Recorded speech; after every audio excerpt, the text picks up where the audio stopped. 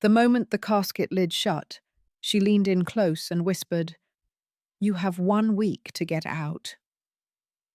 The words didn't register at first. The priest was still speaking about peace and closure, his voice low and rhythmic like a lullaby I didn't ask for. I could feel the cold air of the chapel settling in the folds of my coat. My hands clenched around the folded funeral program in my lap, crinkling it like dry leaves.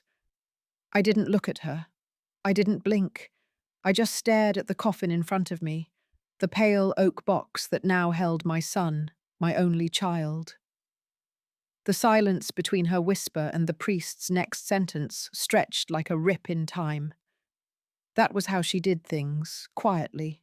Not a scream, not a fight, but a whisper slid like a knife between my ribs, elegant and deliberate. Jenna always knew how to make venom sound like velvet. She rose from her seat a moment later, smooth as ever, adjusting her sleek black dress, custom-tailored, no doubt. The kind of mourning look you find in glossy magazines. Her heels clicked gently on the marble as she stepped over to greet someone, offering a soft smile and a few damp eyelashes as tribute. "She's been so strong," I heard someone whisper behind me. "Losing a husband that young? Just awful." I almost laughed. My chest burned from holding back the truth. No one in that chapel knew what I had just heard. No one knew that while they cried for my son, his wife was already planning to erase me from the only place I had left in the world. After the final prayer, the people poured out slowly, hugging each other with soft sobs and comforting nods. I stood there, stiff in my seat, pretending I still belonged in this story. Jenna was already outside, helping her grandmother into the car, her voice light, composed, not a quiver to it. I had to ride back with her, in Caleb's car. It still smelled faintly of his cologne, oak moss and something herbal, something masculine and gentle. I braced myself, thinking that scent would finally be the thing to break me. But the grief didn't come in waves like I expected. It was trapped somewhere deep inside, waiting for permission. Jenna didn't say a word during the drive. Not, "Are you okay?" Not, "Do you want to talk?" Not even, "Sorry." She kept her eyes on the road, one hand lightly resting on the steering wheel, the other checking her phone whenever we stopped at a light. My son's name still glowed on the digital car screen, Caleb's phone, because no one had reset it yet. That was the only thing in the car she hadn't replaced. Yet. When we pulled into the driveway, I hesitated before stepping out. The house looked different. The porch light was on, but the glow felt colder. Jenna walked ahead, keys already in hand, swinging the door open like she had been waiting for this moment. Inside, the warmth had been hollowed out. The entry table, once cluttered with Caleb's keys, wallet, his old sunglasses, was empty. The family photo we kept by the stairs was gone. The shelf where he placed his army medals, cleared. She was scrubbing him out. I stood behind the kitchen island while she poured wine and played hostess. People followed her lead, laughing too loudly, hugging too long, as if grief could be staged in perfect lighting. She toasted to Caleb's strength, humor, and loyalty, her voice quivering at just the right note. Someone even wiped a tear and whispered, "She's a rock." I said nothing. I couldn't. My voice was still buried somewhere in that casket. Later, when everyone left, I quietly climbed the stairs to the room I had lived in for 7 years. My room. The room Caleb painted for me himself after we moved in. The room where I used to hear him laugh through the wall while Jenna pretended to like old jazz records just to impress him. The door was ajar. The bed was made. Too neat, like a hotel staging. My nightstand lamp was unplugged, and half of the drawers were empty. My jewelry box, which I always kept under the mirror, was gone. I opened the closet, heart thudding, and found 3 cardboard boxes. On the front of each, in Jenna's careful handwriting, were the words, "Mum's stuff." My chest tightened like a fist was squeezing me from the inside. I backed out of the room, past the kitchen, where Jenna sat at the dining table with a glass of red wine and her phone. She didn't look up as I approached. I stopped a few feet away and cleared my throat. "Did you move my things?" She finally glanced at me, all innocence. "I was just organizing," she said. "There's a moving company I can call when you're ready." Then she smiled. Not wide, not fake, just enough to say, "This is happening, and you can't stop it." "Where's my jewelry?" She sipped her wine. "Some of it's in the safe. You wouldn't want to lose anything while people were in and out today." "I never asked you to touch my things," I said. She leaned back in the chair, calm as a cloud. "Caleb and I talked about this. It's not personal. We just figured you'd want to go back to your sisters." I stared at her. "I don't have a sister." She shrugged. "It was his home. He would have wanted us to have space to grieve." Us. To grieve. The words dug deep, hollowing me further. I turned away before my mouth could betray me. I needed to breathe. I needed to think. Back in my room, I checked the drawer where I kept an old envelope of cash and a copy of our home deed. The envelope was missing. So was the folder. I dropped to my knees and pulled out the plastic bin from under the bed, the one where I kept old records. Most of it had been sifted through, disorganized and half empty. She wasn't just organizing, she was eliminating. I stood in the closet, feeling the air grow thinner, like I'd walked into a sealed vault. My heart thudded in my throat. I tried to breathe deeply, but the walls of the house pressed closer with every second. That's when I knew. This wasn't grief. This wasn't misunderstanding. This was war. And Jenna Whittaker had just declared it with a whisper behind my back, in the middle of my son's funeral. I didn't sleep that night. The house groaned under its own silence, every creak of the floorboards pressing down like a judgment.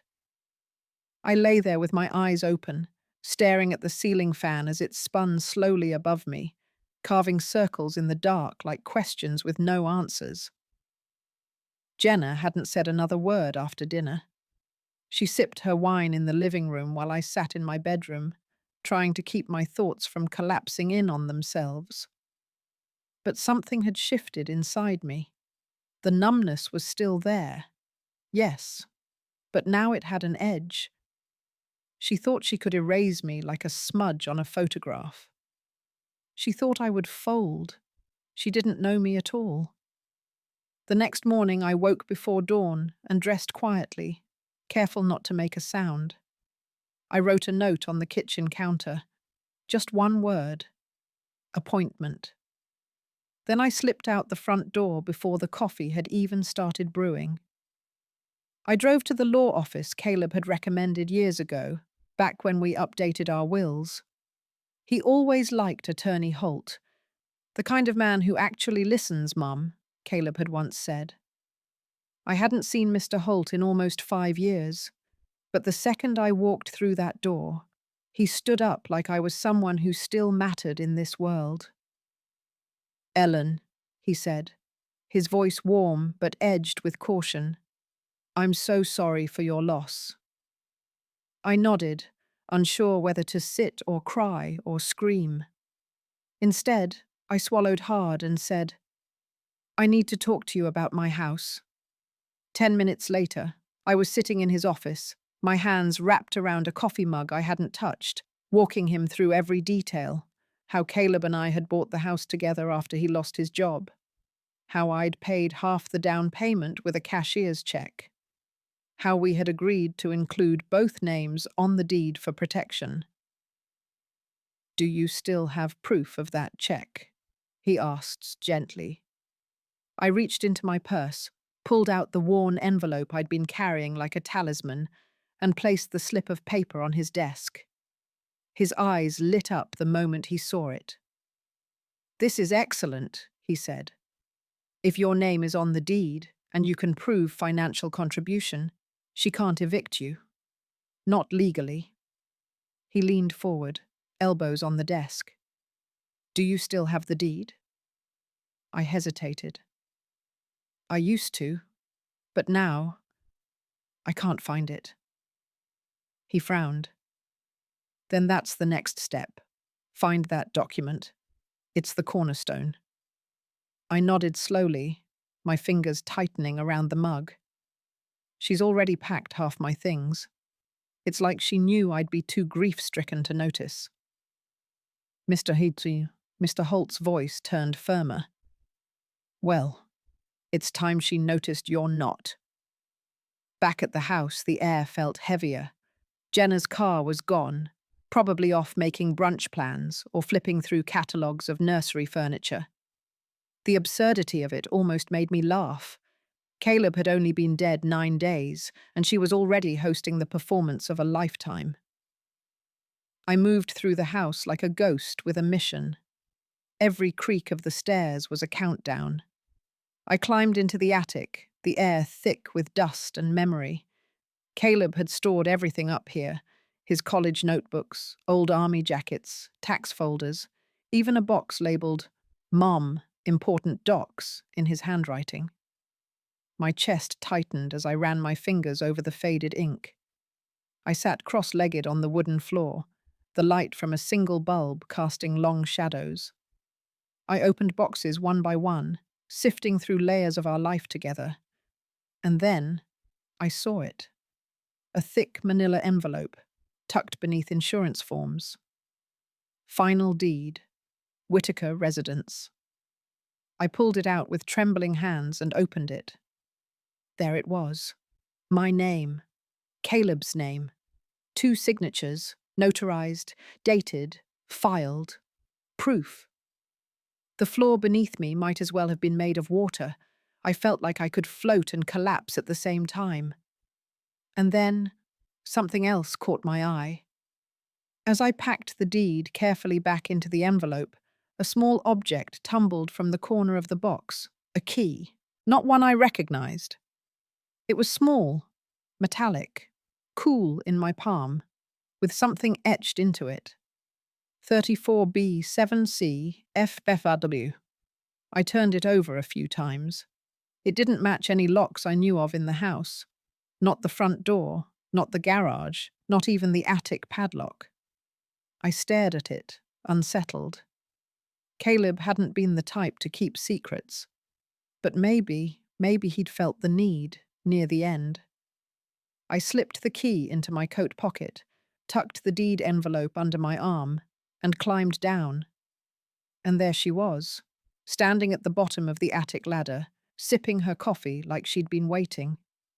Her eyes met mine, slow and measuring. "Looking for something?" I kept my face blank.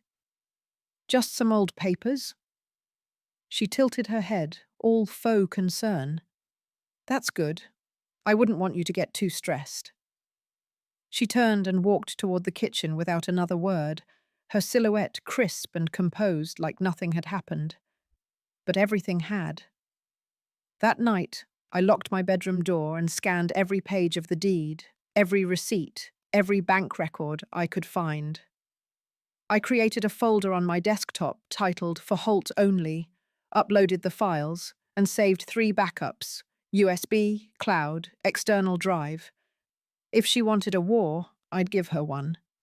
But I'd fight it my way, quiet, precise, and unrelenting. I placed the original deed inside a book in my nightstand, then stared at the tiny key again before slipping it into the drawer beside it. She didn't know I had it. She didn't know what I had found. And she had no idea how much further I was willing to go. She whispered her threat at the funeral, like she thought I'd just fade away. But I was still here.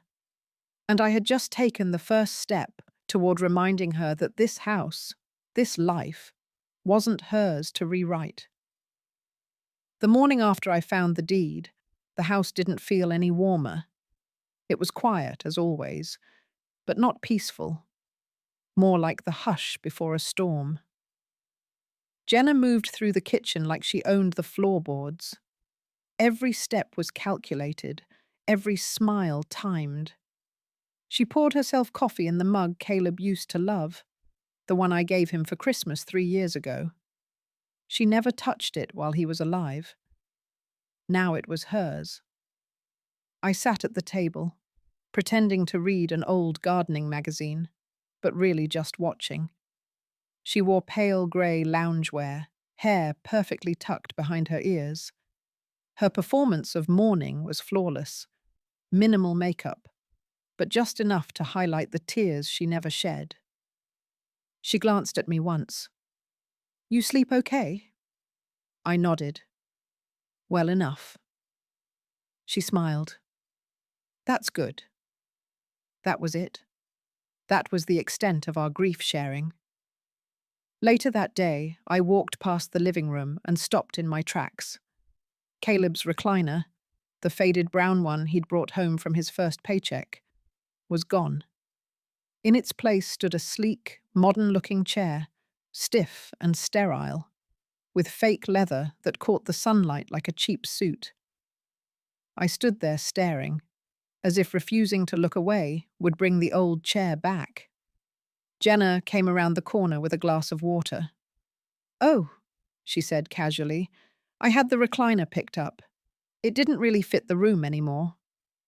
"It was Caleb's," I said, still staring. She shrugged. It was falling apart, and frankly, it was a bit depressing. I turned to look at her, and for the first time, she didn't bother pretending. "It's been over a week," she added, her tone colder now. "We have to move forward." She said we, like I was included in that future, like I wasn't the thing she was trying to erase. That night, I opened the fridge to make myself a cup of tea.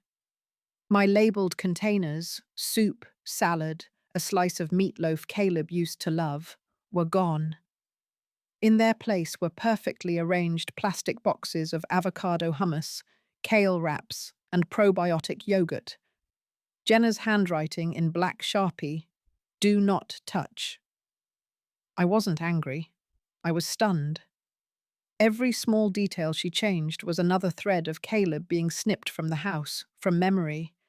Even the scent of his favorite soap in the bathroom was gone, replaced with something citrusy and sharp. The house was becoming hers, and yet I was still standing. A few days later, I found the nightstand in my bedroom locked. I'd never put a lock on it. Caleb wouldn't have either. I knelt beside it and tugged gently, then more firmly. Nothing. My heart started pounding. That drawer held my prescription meds, emergency cash, and a few personal letters from Caleb. Old birthday cards, notes, a scribbled apology from when he forgot Mother's Day years ago. I tried every key I owned. None fit. I didn't want to draw attention by asking Jenna, so I slid a butter knife between the edges and slowly worked it open. Inside, it was empty. Completely. No pills, no envelopes, no letters. Nothing but a small strip of masking tape stuck to the bottom with her handwriting, "Relocated for safety." I sat on the edge of the bed, breath caught in my throat, not out of fear, but fury. That woman had gone through my private drawer, taken what didn't belong to her, and left me a label like a warning. She wanted me to know she had the power now. Later that week, I was walking past her room when I heard her voice through the door. She was on speakerphone with someone. "No, she doesn't know anything," she said, her voice hushed but confident. "She still thinks she has rights." Pause. "I told you it'll be fine. Just another few days." Another pause. "I've already changed most of the locks. She can't prove anything." My blood ran cold. I stood there silently, memorizing every word, before backing away and heading straight to the office. If she thought I didn't have proof, she was wrong. Caleb and I had refinanced the house 2 years ago, right after he came back from his final deployment. He wanted lower interest and insisted my name stay on the documents. So you never have to worry, Mum. I opened the filing cabinet, third drawer down, just like I remembered. Inside, still in its original envelope, was a copy of the refinance agreement. Both our names, dated, notarized, no Jenna. I snapped photos of every page and uploaded them to my secure folder that night. A day later, Jenna announced she was throwing a grief gathering for Caleb's friends and co-workers. She called it a chance for closure, said it would help everyone heal. She didn't ask if I wanted to invite anyone. She didn't ask if I needed help preparing. She simply said, "Please don't talk about anything personal. I want the focus to stay on Caleb's light." Then she turned on jazz music and began arranging imported cheeses and champagne bottles on the marble countertop. I stood in the doorway, arms folded. This wasn't a memorial. It was a cocktail party with a eulogy. The guests started arriving just after 6. Neighbours, former co-workers, some of her Pilates friends I'd never seen before. The house filled with low conversation, soft jazz, and the sound of wine glasses clinking. I stayed near the back wall, watching. Jenna glided through the room like a hostess at a charity gala, laughing gently, dabbing at the corners of her eyes when anyone mentioned Caleb. A perfect mask. Then I heard it. One of her friends leaned over and whispered to another, not realizing I was within earshot. "I thought Jenna owned this place." The other replied, "She told me her mother-in-law was just staying temporarily." I stepped forward and interrupted with a smile. "I've lived here since Caleb and I bought this place together. I'm a co-owner." Their eyes widened slightly, awkward smiles all around. Jenna saw it too. She crossed the room like a shadow and took my elbow gently. "Can I speak with you?" she whispered. I followed her into the hallway. She shut the door behind us and turned. Her face dropped the performance like a mask slipping. "What are you doing?" she hissed. I raised an eyebrow, answering a question. "Don't play games, Ellen. These people are here for me. They came to support me." "Then maybe," I said quietly, "don't throw a wine mixer in the house you're trying to erase him from." She stared at me, something raw flashing in her eyes. Then she composed herself, lips curling into that polite, poisonous smile. "If you don't want to be here," she said, voice low and sharp, "you're free to leave." I met her gaze, steady and cold. "Oh, I'm not going anywhere." She leaned in, voice barely a whisper, like the funeral all over again. "You think you're clever, but you don't know how this works. I'll make sure you regret staying." Then she turned on her heel and walked out, smiling at a guest like she hadn't just declared war in whispers. I stood there a moment longer, pulse steady, fury glowing like coals under my skin. She didn't know what I'd already gathered. She didn't know what I had left to find. And she sure as hell didn't know that this time I wasn't going to lose. 2 mornings after the grief gathering, I found Jenna in the kitchen, standing perfectly still in front of the window, her robe cinched just so, her shoulders slightly hunched like she wanted the posture of grief without the effort. She was holding a crumpled tissue, dabbing under her eyes, no tears, just the performance of sorrow. It would have been laughable if it hadn't been so grotesque. Then, as if on cue, she turned and looked at me. "I didn't want to say anything until I was sure," she said, voice fragile, trembling. "I'm pregnant, Ellen." My fingers froze on the drawer handle. Pregnant? The silence in the room grew thick. I stared at her, unable to speak. She took a delicate step forward and placed a black and white sonogram photo on the table between us. Her hand lingered on it, just long enough for me to see the printed date in the corner. 4 weeks ago. Not 8. Not even close. Caleb had been gone 10. I didn't say anything. I couldn't. My body was still processing what my brain had already filed as impossible. She looked up at me, eyes glassy. I used a donor. Caleb and I talked about it before he passed. He wanted me to have a part of him. I nodded, slow and unreadable, every nerve in my body tightening. A lie this bold didn't come from confusion. It came from calculation. She placed her hand gently on her belly, like a final punctuation mark, then whispered, "I just hope this helps you understand why I need stability. For the baby." For the baby, as if her newfound motherhood, manufactured or not, was a moral shield. I excused myself to the hallway, face blank, hands clenched. The moment I closed the door behind me, I pulled out my phone and snapped a picture of the sonogram. The clinic name, the timestamp, the date, everything. Then I walked upstairs into my room, shut the door softly, and locked it. An hour later, a manila envelope appeared, slid under my bedroom door like some cursed invitation.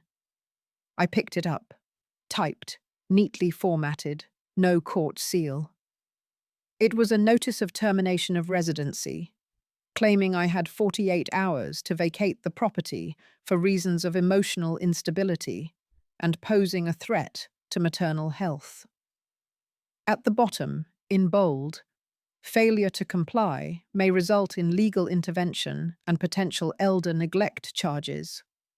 My fingers shook, not from fear, but fury. She wasn't just manipulating the narrative. She was weaponizing it, trying to bait me into reacting, into shouting, into doing something she could twist and use against me. But I didn't scream. I didn't even flinch. I folded the document slowly, slid it into my own folder, and opened my laptop.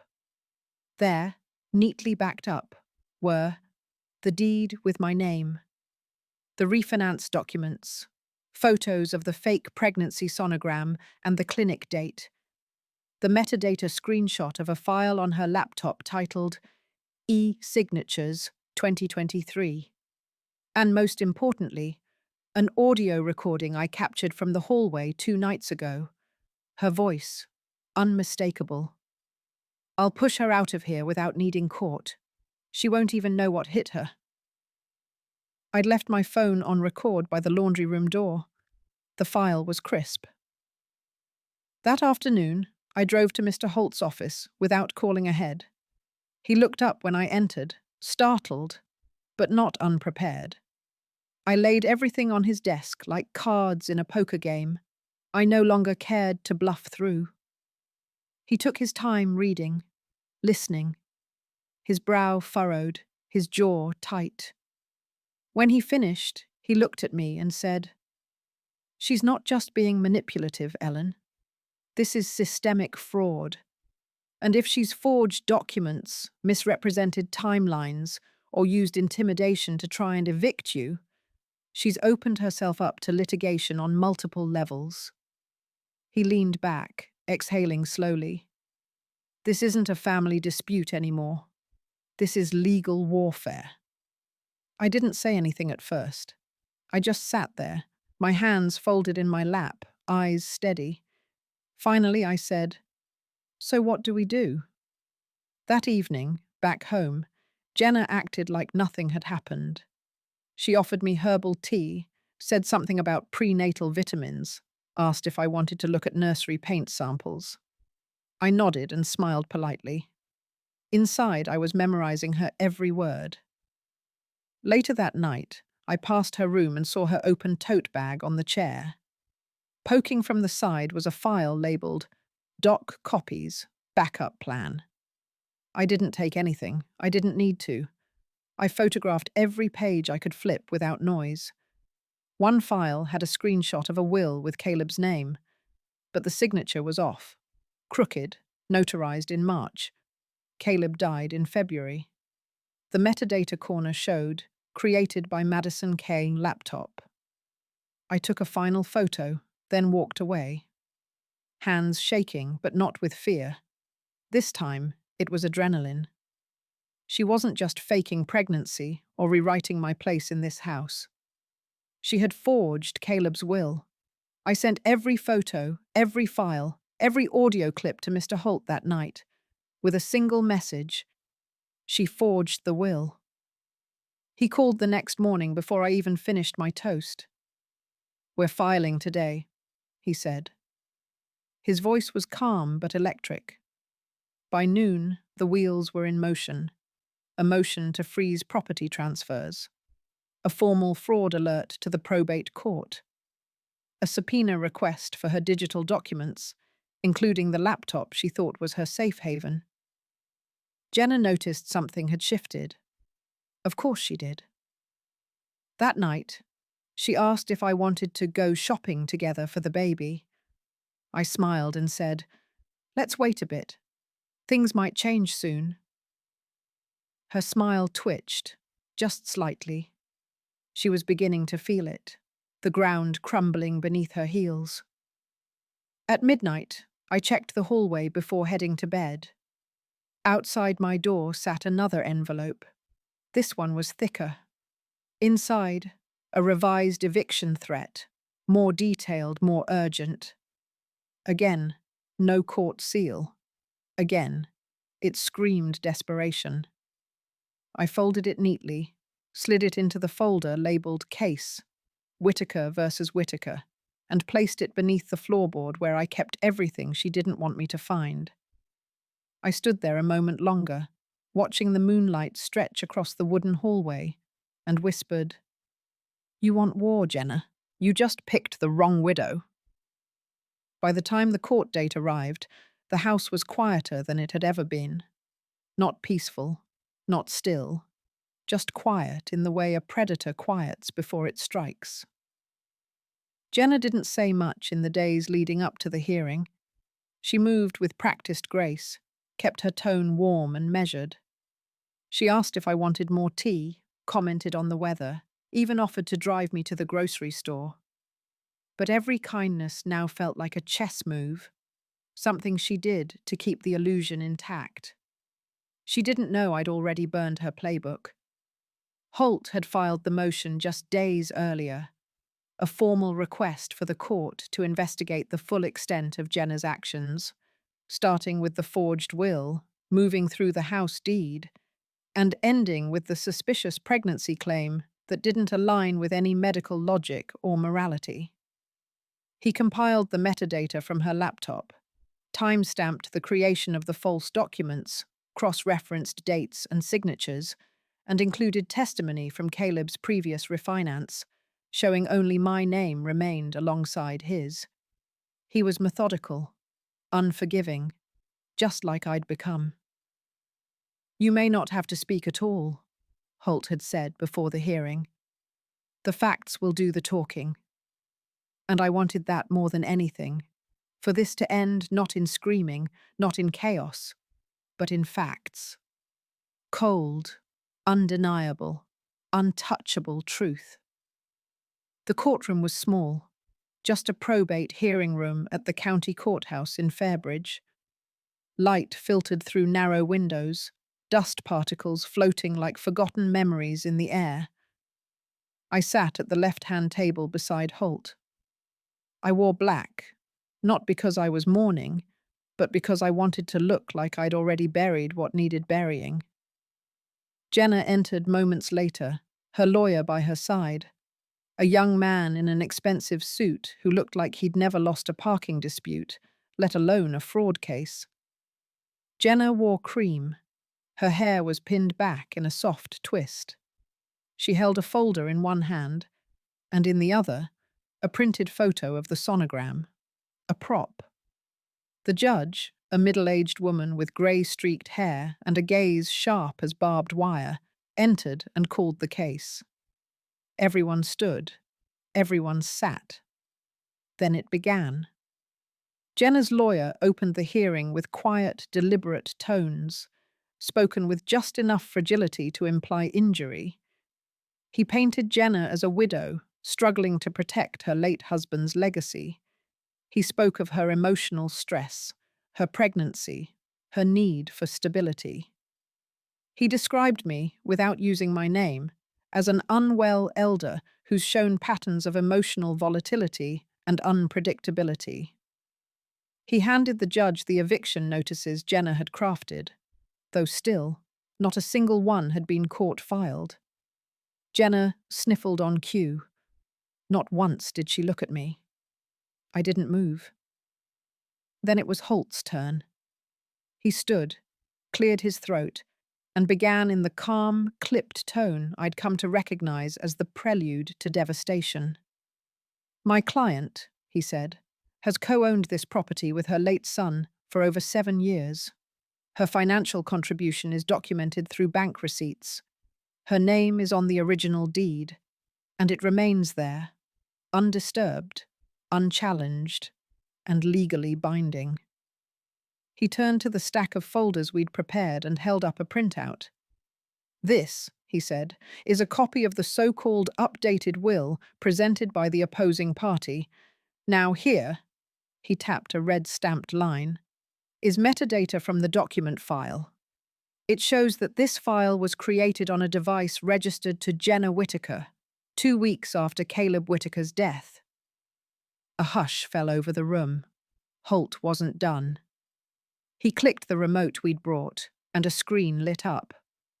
Side-by-side signatures appeared, one from Caleb's original refinance documents, another from the will Jenna had submitted. "They don't match," Holt said plainly. "The notary seal on the submitted will was duplicated from a previous unrelated form and placed via image editor." He let that sit for a moment, then continued. "As for the claim of pregnancy, the court will find that the presented sonogram is dated 4 weeks ago. The decedent has been deceased for 10. The judge raised an eyebrow for the first time.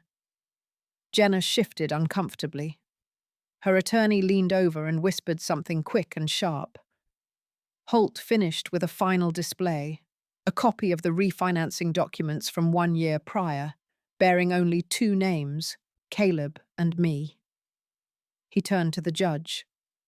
"My client has been targeted through intimidation, forged paperwork, and a manipulative emotional narrative. The only thing she's guilty of is outliving the one person who protected her." He sat. The courtroom was so quiet I could hear the tick of the judge's watch. Then slowly she spoke. "The evidence is conclusive," she said, flipping through the documents once more. "This court finds no legal validity to the presented will or any of the accusations used to justify eviction. The current deed remains binding." She looked directly at Jenna. "All claims are hereby voided. This case is closed pending any additional investigation into possible document fraud." I didn't cheer. I didn't cry. I just breathed, deep, for the first time in weeks. Jenna didn't speak. She stared ahead, like the air had been knocked from her chest. Her lawyer said something to her, but she didn't react. Her body sat still, but her eyes flicked, once, toward me. And in that brief flicker, I saw it. She wasn't done. Not yet. That evening, the house was still again. Jenna didn't make dinner. She didn't speak to me. I spent the hours quietly, reorganizing files, backing up everything Holt had presented in court, placing copies in separate envelopes, labeling each one like they were treasure maps. Then, sometime past midnight, I walked into the living room to turn off the lamp and saw it. A flash drive. Small. Silver. Unlabeled. Just sitting there on the coffee table. I didn't touch it at first. I stared at it, heart slow, cautious. She didn't leave things behind. Not unless she wanted them found. I plugged it into Caleb's old laptop, the one she never touched. One folder. One video. I clicked it open. The screen lit up with Jenna's face, sitting in the office chair I now used to track case files. She looked straight at the webcam. Calm. Composed. Her voice, smooth and low. If you're watching this, then I'm either gone, or you think you've won. She smiled faintly. I did what I had to do. You were never supposed to stay here forever, Ellen. You were a placeholder, a guest who overstayed her welcome. I felt my jaw tighten, but I didn't pause it. I told Caleb we could build something real if he just let go of the past. But he was too weak. He clung to you like some childhood safety net. So I cut the cord. She leaned closer to the camera. You can keep the house, but you'll never forget me. The screen went black. I stared for another full minute, not angry, not even surprised. That had always been her gift, control disguised as conviction. But what she didn't know was this. I already had something stronger. A letter. Caleb's real handwriting. His real voice. A page I'd found tucked in the bottom of his nightstand drawer, weeks ago, that ended with, "Do what you have to do, Mom. She doesn't get to take everything." That was the only voice I needed. I ejected the flash drive, tossed it into the trash, and deleted the file. Not out of fear, but because she didn't get to take even that final word from me. I didn't touch the silver key for days. It sat inside the drawer in my room, beside the folded court documents and the flash drive I never used again. A sliver of metal with no obvious lock, just a stamped code. 34B7CFW. I'd nearly forgotten about it in the chaos of court hearings and Jenna's unraveling. But the moment I saw her car was gone one morning. No note, no message, just gone. I knew. It was time. The bank manager at First Midwestern glanced at the code I scribbled on the note card, then at my driver's license. "This corresponds to a long-term deposit box," she said. "One of our older units. Been here almost 8 years." I felt something heavy settle in my chest. "Do you have the name of the account holder?" I asked. She typed, squinted at the screen, and said, "Caleb Whitaker. You're listed as his mother." She hesitated. "It's also co-signed with a Clarissa Rains."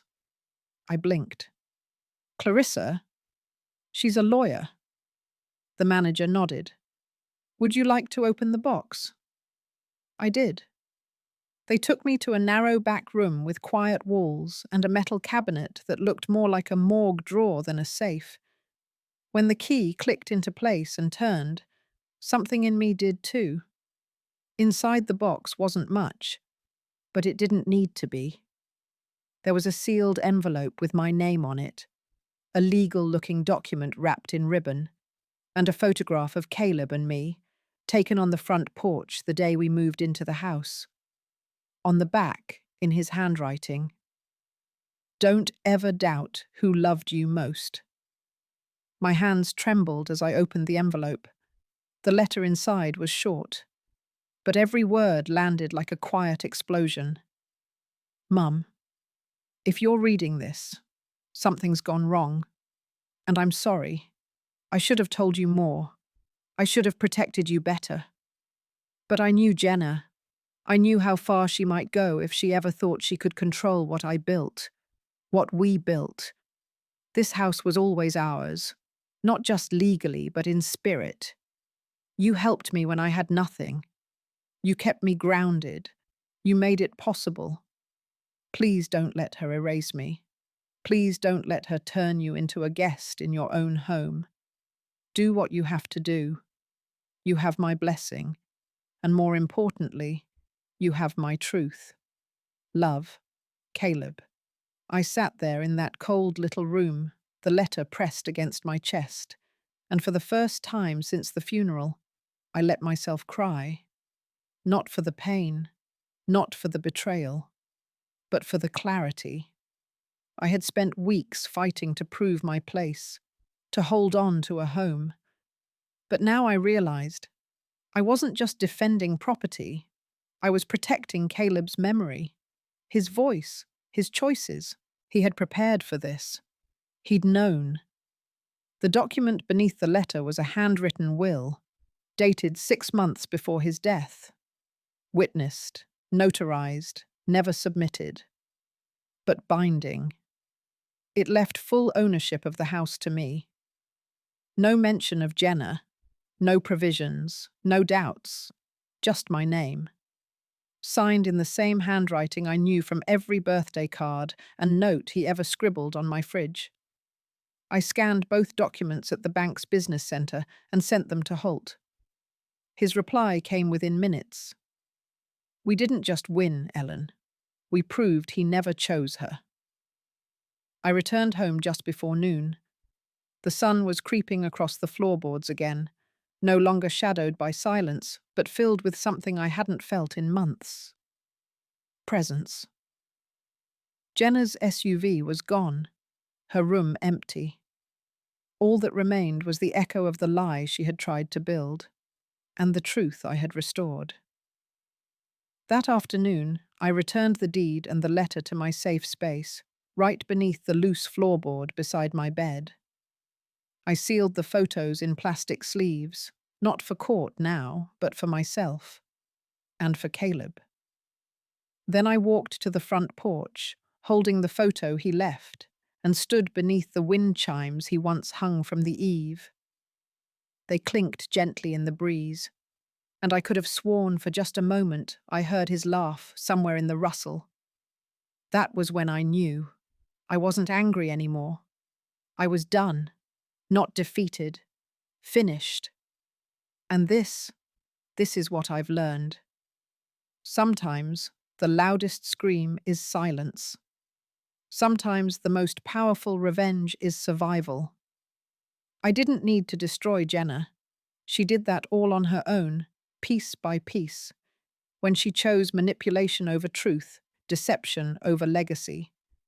I just had to stay long enough, quietly enough, for her own lies to collapse. You don't always need to raise your voice to be heard. Sometimes being the one who outlasts the storm is all it takes. Not all revenge needs fire. Some of it just needs light. Because there's nothing more devastating to a liar than the moment they realize the world sees them for who they truly are. And there's nothing more liberating than standing on your front porch, in your own name, knowing they'll never come back.